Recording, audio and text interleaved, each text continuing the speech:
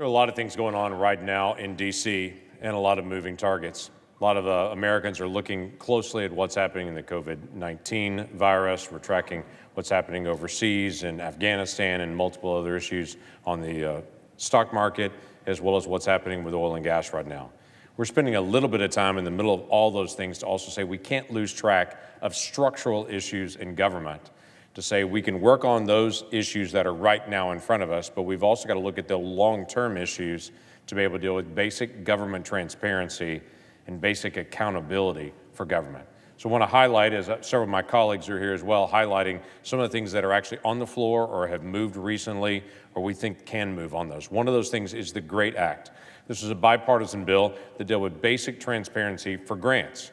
Now, if you go back 20 years ago, the federal government gave away very few grants. Now, $600 billion a year are done just for grants. My colleague Joni Ernst from Iowa just highlighted some of those wasteful grants that are out there, that as we go through it, we say we can try to get those one at a time, or we can try to get a system in place where all grants have to go through a centralized data system where we can actually all look at the data and compare it across the government to basically look for areas of inefficiency. That's what the GREAT Act does. It creates those standard data elements so that we can look at how the money is being spent, Americans' money, and so we can actually evaluate it. That has overwhelmingly already passed. We're grateful to be able to get that done this year.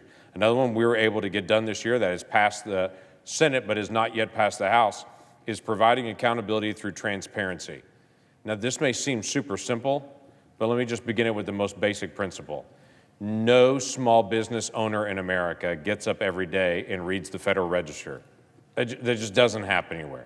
If you're running a small business, you're running your small business. You're not getting up every day reading the Federal Register to see the latest regulation. And even if you did, the pages and pages and pages of regulation there, you can't make sense of it. This basic providing accountability through transparency asks a simple question.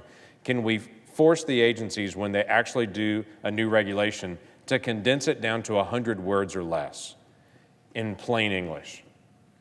So you can actually figure out what this regulation is trying to do. So when you see a regulation come out, you can actually understand it without having to hire an attorney to be able to go interpret it for you.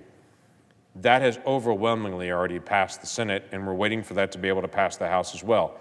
Basic simplification of some of the government entities and trying to be able to help out. We passed and has already been signed into law, one dealing with representative payee fraud.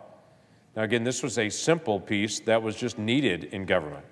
We discovered that if someone is a trustee from a federal retiree from their retirement account, and as a trustee they stole the money out of that person's account, we couldn't actually enforce the law on that. We could on several other areas, if it was Social Security or if it was disability, but we couldn't on federal retirees. So we were able to get a bipartisan agreement to be able to pass this, to be able to take care of that. It was a very simple bill, but it's the way that we need to be able to react when we see a problem to actually go to solve that problem rather than it take forever to be able to do it. And speaking of forever to be able to solve, what I think is the most basic government transparency piece that we can put out there to be able to force real dialogue on budget issues is a simple bill that we have on shutdown prevention. If we can end government shutdowns, we can actually allow us to have more debate on budget issues here in this room where it should occur and take the pressure off of federal workers and federal families facing a shutdown and furloughs. Maggie Hassan and I have a very simple bill. The bill simply says you get to the end of the fiscal year. If we don't have all the issues resolved on our budget, we continue debating those things here. We remain in session 7 days a week until it's actually resolved.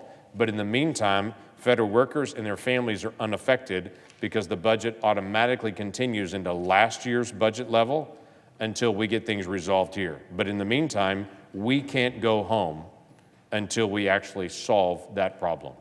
It's a straightforward solution to say we're not going to have government shutdowns. We're not going to have the chaos across the whole country.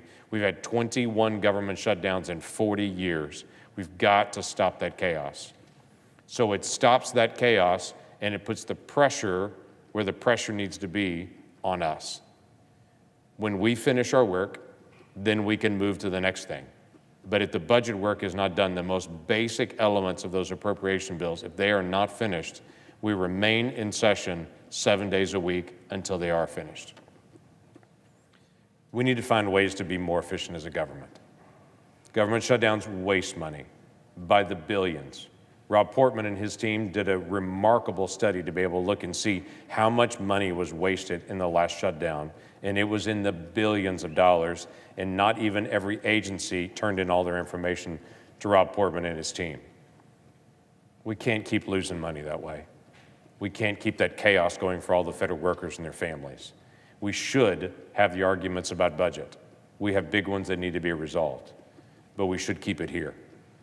So on this week, as we pause for just a moment and all the other big issues that are pressing on us right now, I'm grateful that we're also pausing for a moment to say, what are the big issues that we should look long-term on, and how do we solve some of those issues for the future as well, dealing with making government more efficient and trying to make government more transparent.